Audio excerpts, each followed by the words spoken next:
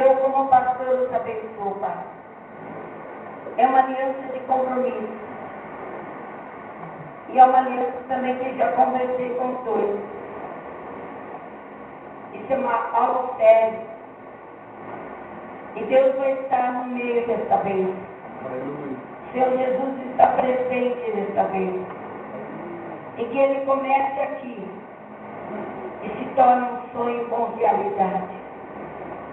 Eu declaro as alianças de compromisso ungidas na presença de Deus.